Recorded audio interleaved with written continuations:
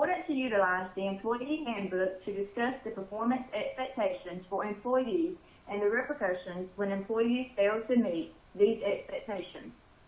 Every organization needs to define their disciplinary process so employees are not surprised and the employer is protected. In this section, we will review the important items that should be included in the handbook. The items we will cover will include performance management, guidelines for disciplinary process, and termination of employment. Let's get started.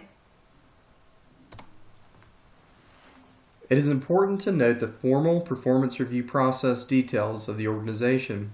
Most organizations have a predetermined schedule for their performance reviews and practice for determining an employee's effectiveness in their role. It is important to ensure each employee has a strong understanding of their role and that they will have reviewed their job description, detailing the essential functions and duties making them effective within their role. It is important for your organization's handbook to detail how each employee will be reviewed and what their performance review will be based on. Some organizations use the following as factors within their performance reviews. First being effectiveness within their job description functions and duties. Next are general competencies set for each employee within the organization. And finally, specific competencies for each role within the organization. Once you detail what will be included within the review, it is important to next detail who will be involved in the review process. Some organizations use the following as factors within the performance review involvement. First is only the manager review. Next is manager review as well as self-review. Next is 360-degree review, including the manager review, self-review, peer review, and any direct reports of the employee reviewing the manager as well. And finally, any feedback from the department leader.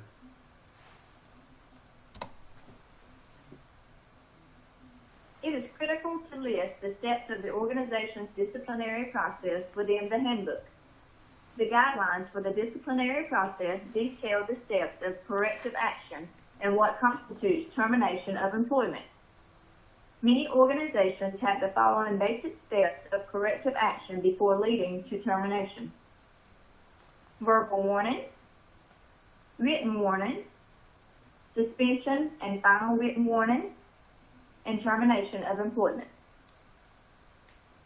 The purpose of documenting this process within the employee handbook is to allow employees to review and understand the corrective action process and protect the employer through formally documenting the process in the case of a termination. It is extremely important to ensure that every situation of corrective action is carried out exactly how the process is listed in the handbook. Any action outside of the formally documented process places the employer at risk. The final item to include within this section of the handbook would be the details around termination of employment within the organization. It is important to note that the employment is based on mutual consent, so the employer and the employee both have rights to terminate the employment at any time. It is important to note the organization's policy around employees receiving compensation for any unused time off. Many organizations will pay their employees who voluntarily resign for any unused accrued paid time off. Some organizations ask that employees who leave on their own decision voluntarily complete an exit survey to receive feedback about the organization. If your organization utilizes an exit survey to receive feedback, then it is important to list this in the handbook.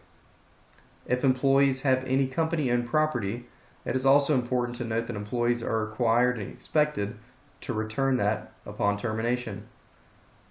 Additional resources around the information covered in this section will be included in the resource section below.